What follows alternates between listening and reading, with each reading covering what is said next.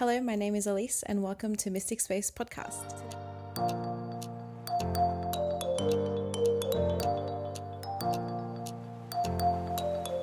Today is the first episode and we're going to dive in a little bit deep about spirituality and how spirituality saved me. Now, I'm going to give you a little bit of a background story about why I got into spirituality in the first place. Little old Elise was just working a regular job when suddenly I got a lot of pain and I ended up being admitted into hospital that night, and I got diagnosed with endometriosis and Asherman's syndrome later down the track, but that was like the starting point of my health problems that kind of led me down this road as well. So I ended up having to quit my job because my pains were actually really horrible. I barely could stand, and honestly, I could barely get out of bed most days. It was at this point when my mental health started getting a lot worse. I was already struggling with mental health issues. However, at this point, when I was unable to just live my life, my mental health got a lot worse. Having to quit my job was very stressful. I had a mortgage at the time, and I was just honestly questioning why. Like, I was so young still. I was in my mid-20s, and I was like, this is not supposed to happen.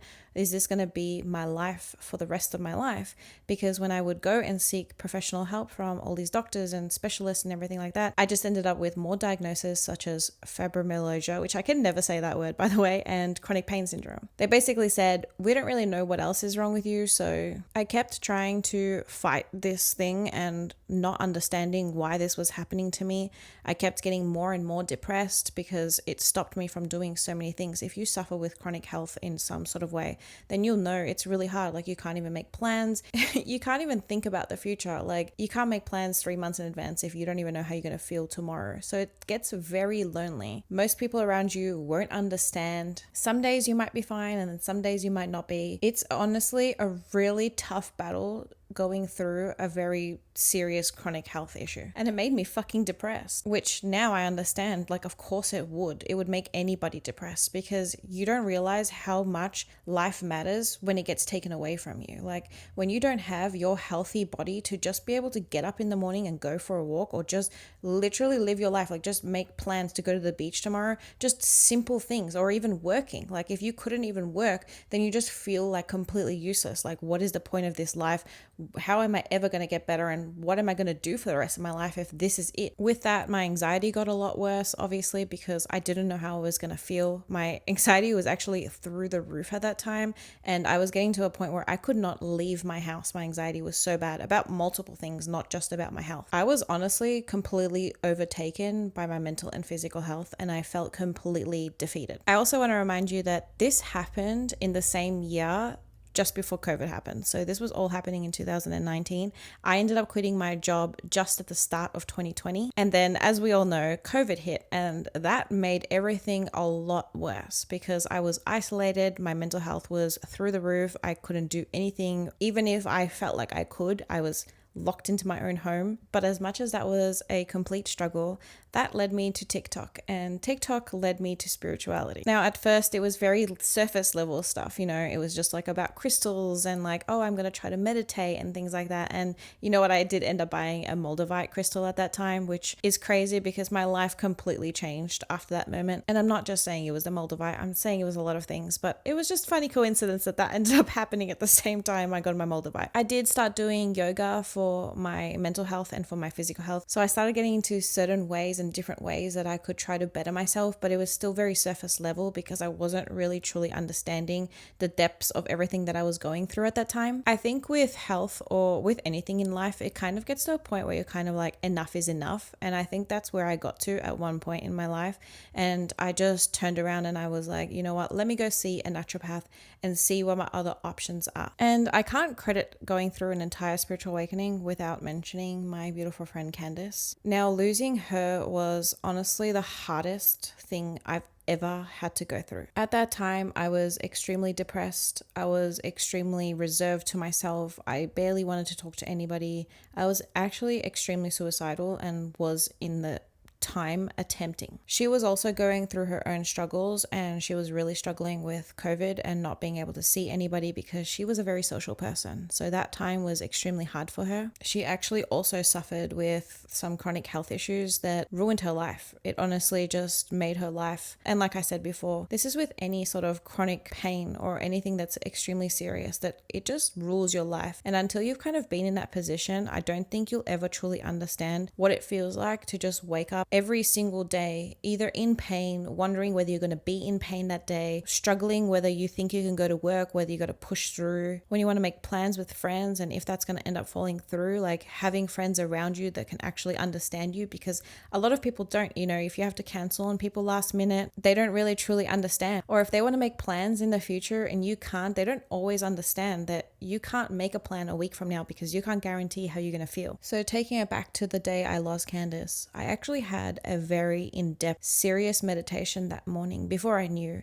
And I don't think I've really ever shared this with anybody, but it was such a peaceful meditation that for the first time in my life, I felt like everything was going to be okay. Like I just felt this bigger calling that, you know what, everything is just going to be okay. Like I'm going to get through this all. It's just all going to be okay. I'm going to end up getting all my desires and I'm going to end up living my life fulfilled and happy like I truly believe that I deserve. And I believe everybody deserves that. I remember walking out of that meditation, like telling my partner Adam, like, oh my God, I feel like so different. And like, I just felt so different. I couldn't even explain it. Like I just felt like I got washed with like a wave of light. And I guess now that I think back on it, I believe that that was her. A few hours later, I remember my partner coming in and telling me, he didn't even need to tell me. I could just tell from his face what he wanted to say. And that was crazy. And I broke down, obviously. Losing a friend was extremely hard, something I was not expecting. I think we see people around us struggling and we kind of just hope that, oh, it's just struggling, like everybody struggles and it will be okay. But we don't really truly ever know exactly how somebody else is feeling and their depth that they are feeling. Now, Candace changed my life. She changed my perception on so many things. The way that she loved with her heart open was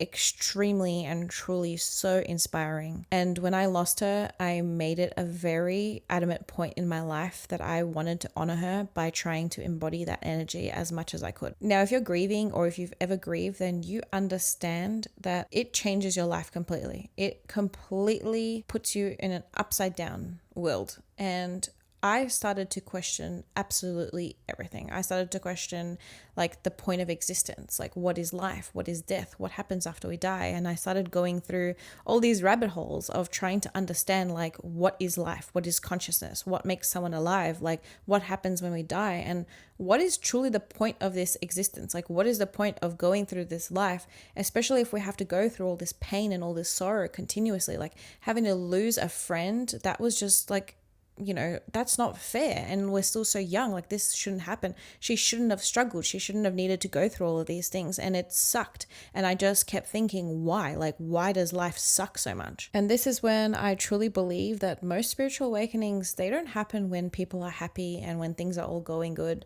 Most people who have gone through a spiritual awakening or any sort of this sort of journey, whatever you want to call it, maybe self-love, maybe whatever it is that you want to call it, I believe that most people go through this when they have hit completely rock bottom. They've gone through a lot of trauma in their childhood, or they've gone through some sort of trauma. They've gone through something that has just almost broken them. Like you've gone to the complete depths and you're like, I am sick of this. Like, what is this?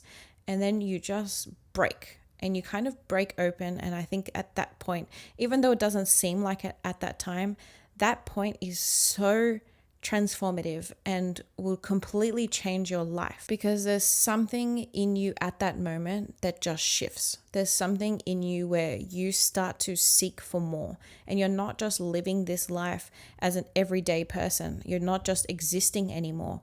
You want to live. You want to actually figure out what is the point of this life, and you want to actually truly live it. Because for me personally, I was like, if I'm going to be here, if I'm going to be stuck to this earth, if I'm going to be stuck in this 3D realm realm of being a human, and with all the horrible shit that happens, if I'm not going to leave this world because I wanted to, at that point, I really wanted to, then I am going to sit here and I'm going to figure out what the fuck I can do to start living my life and start honoring people who have passed and honoring myself, honoring what I deserve and going after what I deserve, because I don't think life is supposed to be like this. And I'm not saying that there's never going to be hard times, that, you know, when you lose somebody, it's ever going to be better or it's ever going to be a positive thing, because it's not. But I think our overall life should be something that we enjoy and something that we desired to be here for. And that also comes from a very privileged standpoint, because I am not in the position that a lot of other people unfortunately are, where they're in horrible situations that they are faced with that they cannot escape from. So track forward a little bit, I got more into spirituality. I started learning a little bit more about, you know, mindfulness, meditations, journaling. I started learning a lot about reprogramming our minds. I watched Joe Dispenza's Rewired TV series that is on Gaia, which, shout out, absolutely amazing, will make you think. And I really like how he explains everything, because he explains everything with quantum physics. So it's not all woohoo, it actually has science back to it. And I think that's what really helped me, because I'm somebody who's always been a little bit more skeptical. I never grew up religious, even though my family was religious. I always grew up as a skeptic. I always grew up needing science evidence to, you know, support my beliefs. And while I know that, you know, reprogramming your minds and recreating your reality can sound a little bit woohoo, and I'm going to get a little bit more into depths in other episodes about all of this, it's something that I truly believed in, and I think that helped me completely change my life around. I then started doing a lot more of the right things for me. Now, right, I'm using quotation marks, because right is different for everybody. What's right for me might be completely different than what's right for you.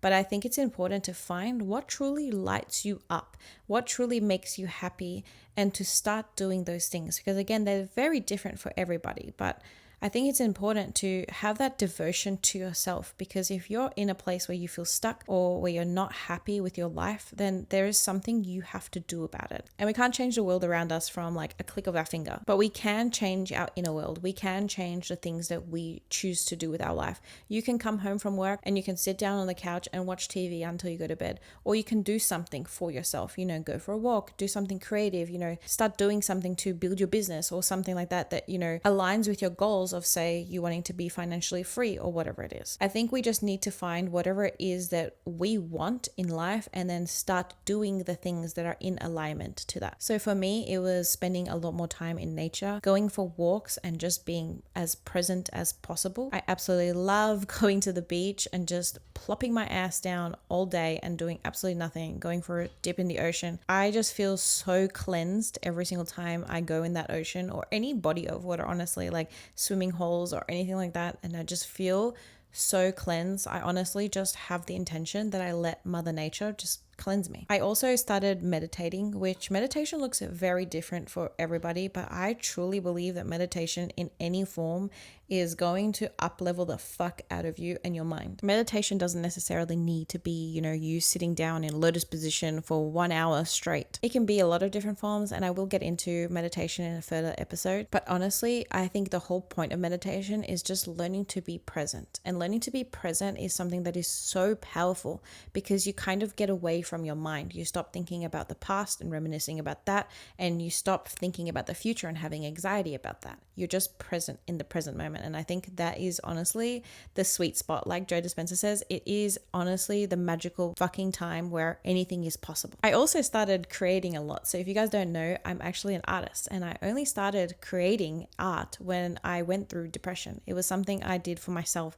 to help with my mental health. Now, I was no artist or anything like that beforehand. I didn't even think that I would be good at it, because, you know, in my mind I was like, oh, I can't draw like this realistic painting like to the T. So I was like, well, I'm not an artist. But, you know, at that time I was just like, I want to do things that are fun, that makes me feel good, and that just, you know, again, submerges me into that present moment. And for me, that was art, that was painting. It was also a way to express my emotions and to get my emotions out in some sort of way. Now, creative doesn't necessarily mean you have to be an artist. It can be dance, it can be anything like that. I think all forms of creativity is beautiful, and if you are struggling, being creative is so helpful, because I truly believe that we are humans and we're here to create. We're here to be creative beings in any form. You know, we're not all going to be exactly the same. We're not all going to be artists, and we're not all going to be dancers, but each of us have our own beautiful like creative outlet that we have if we tap into. I also love dancing, so I will put on good tunes and I will just dance my life away when I'm feeling shitty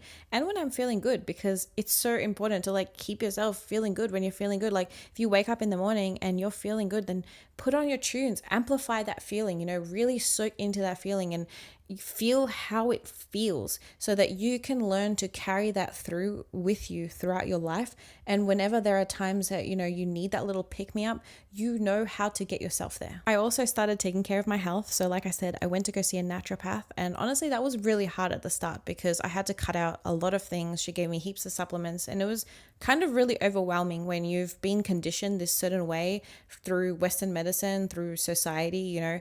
You've become addicted to sugar and all of these things. So to cut out sugar, to cut out wheat, to cut out all of these things, and to go to a really, really, really clean diet. Like I'm talking no preservatives, no numbers, no everything. I was reading the packages of everything I bought. I had to pretty much stop eating most of the food that I was eating at the time. And that was really hard. If you've ever had to do that, then you'll understand how hard it is and how much devotion you have to yourself to not get tempted by the outside world around you. But taking care of my health is a link to spirituality, because if it wasn't for me going into that deep depression because of my physical health, then I don't think I would have gotten here. And that's why I find health so important. And now I understand to not take my body for granted. And that was something that came up for me a lot, because when you're bedridden and you can't get out of bed, you don't care what you look like anymore. You don't care about any of those things. They're all just superficial crap.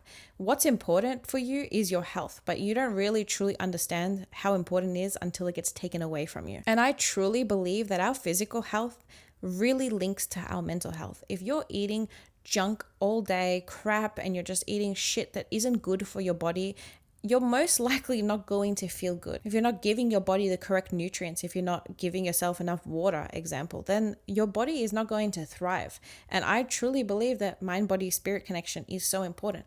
If your body is not thriving, then how can your mind thrive? And the powerful thing about a spiritual awakening is it really connects you to that journey of yourself. It's that self-discovery journey where you're trying to figure out who the hell you are and who you've been. And you kind of realize that, oh, I've been like this programmed version of myself. I've just been a reactive, programmed version of myself that's basically just going through life, reacting to everything around it. It's at that moment where you kind of like wake up and you realize that you are the consciousness behind yourself, and you realize that you're actually in charge of your body and of your mind. To me, the way I describe it is like you've been a sim character, and then suddenly you remember that you're actually the player playing Sims, not the sim character. And the reason why this is so powerful, where you realize that you have control and when you realize that you've just been a product of your environment, is because this is where you start to unlearn everything about you.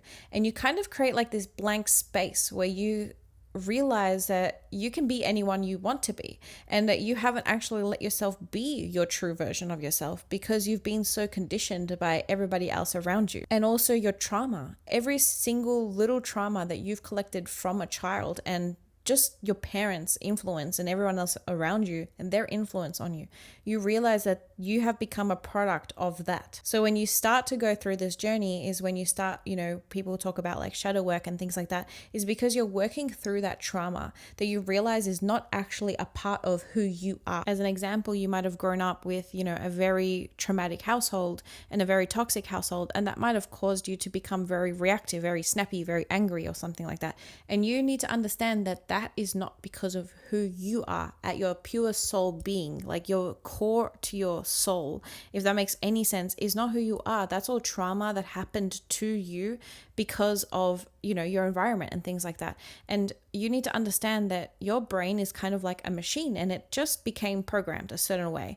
Now, the power in this journey is understanding that you can go back and unprogram those things. You don't have to live that way. You don't have to be, reactive and angry and short-tempered anymore, because that's not who you truly are. And that blank space is honestly really beautiful, because it creates that space where you can now figure out who you truly are, what you like, and start doing those things, and not just living for society's expectations or the people around you, their expectations. And you don't have to keep living being that person that you were that you're not happy with. The reason why you're not happy with it is because it's not who you are. You know that you are so much more than all of this. And I'm not gonna lie, that journey can be very lonely at times, especially at the start, because you start to put up boundaries for yourself. You start to go, hey, you know what, I don't deserve to be treated this way. And this is where a lot of people, cut off old friends, family members, and things like that. And this is where it becomes really lonely, because you feel very isolated, and you kind of like wake up to this reality and go, hey, we aren't supposed to be living this way. Hey, we aren't supposed to be doing these things. Hey, we aren't supposed to be this way towards each other. But other people are not aware of this yet, and other people are not there yet. They're not able to understand exactly where you're coming from, and it causes a lot of division, and it causes people to take a step back, because you need to learn to put yourself first. And that's kind of what this whole spiritual awakening or self-discovery journey is about. It's about putting yourself first and realizing that, you know what, I deserve more. I deserve more from, people around me, from life, and from myself. And putting boundaries up is honestly one of the hardest things to do, because you'll realize that a lot of people around you only had you in their life because it was convenient to them and because they could step all over you. And as soon as you start to put boundaries up, it's harder to have these relationships with these people. And this is where I'm super grateful for TikTok and the spiritual community, because at this point I started making friends with people online and more like-minded people, because nobody in my physical realm, like nobody in my real world, knew anything about spirituality. And everybody just thought I was going crazy, getting into all of this sort of stuff, like programming our minds and like mindfulness and meditating and all that stuff. No one around me is into any of that stuff. And honestly, that was extremely hard, because you feel lonely. You feel like you're going crazy because no one else around you understand what you're thinking and what you're doing and why you're doing all of this stuff and how you're changing so much. And that's why I think it's so important to have community. Now, obviously not everybody has that, unfortunately, but with the beautiful technology, I think it's great, because we are able to stay connected and we are able to find more like-minded people. And that was something that really helped me a lot on my journey, was finding like-minded people online so that we could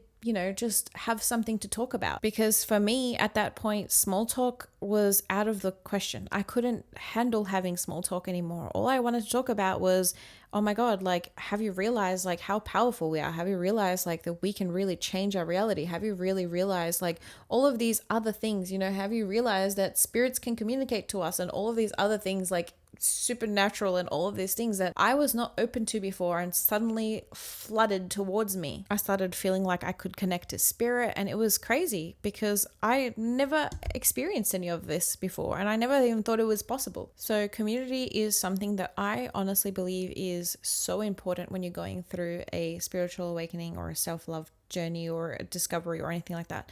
Because we are not meant to go through anything alone. And I am a big believer in that. Even when you're raising children, I believe it takes a village. And I believe that that is the same thing for everybody. I think we really thrive in communities. We really thrive when we have like-minded people around us, when we have people around us that want us to succeed, that support us, that cheer us on. And sometimes, unfortunately, that support doesn't come from your friends that you've had for 20, 15 years, 10 years. That doesn't even come from your family member sometimes. Even though you think that your family is supposed to love you more than anything else in this world and support you, they might not understand this journey that you are going on, and they might think you're actually fucking crazy. So it's funny because the people you might meet online, even though they might seem like strangers, they end up becoming people that support you more than these people in your life that you thought would support you. And I honestly think it's because you change so much, right? You're not even the same person as you are when you first start this awakening or this journey. And because you change so much, people around you can't understand that. Most people in this life, we just exist, right? We just kind of like do the things that is expected of us. And a lot of people don't really go through this huge transformation of completely changing your life around. And most people around you will think you've literally gone wacko because they don't understand like how you've changed. What happened? People expect a certain version of you from their own perception and their own mind and what they've made up of you and what they expect of you. So if it's a family member, say it's your parent, they expect you to be their child, which is their child that they've raised in exactly the same way that they've raised you, and your name and everything like that. Like they expect you to be that certain version of yourself. And when you change that version of yourself, a lot of people are not supportive on that. And I honestly think that that is completely okay, because I don't think everybody is meant to be in your life for the whole entire period of your time. I think it's important to understand that, people come in through our life through seasons. And unfortunately, sometimes that is your long-term friends, and sometimes that is your family that you thought was going to be there no matter what. I think it's important to have people around you who are in true alignment of who you are and who you want to be, even if that's completely changed. And I think that's one really hard thing about going through the spiritual awakening, and why it can be lonely, is because you need to learn to let go of everything that does not serve you anymore. And that includes, your own habits, your own behaviors, your own programmed, your own thinking, everything like that. And then also people around you and your things that you do around you. Like, you might realize that your work is no longer serving you, and you realize that you want to do something different or more fulfilling. And you might realize that the people around you are no longer serving you because they're not really able to see you for who you truly are in this present moment. And they still hold this version of you in their head that they've made up and will not let you go of that. And sometimes you can't grow in that environment because without even knowing it, these people around you hold you back because they are holding that old version of yourself. And to truly grow into the new version of yourself, to truly grow into who you want to be, you have to let go of that old version of yourself and everybody who is still attached to it. But going through a spiritual awakening is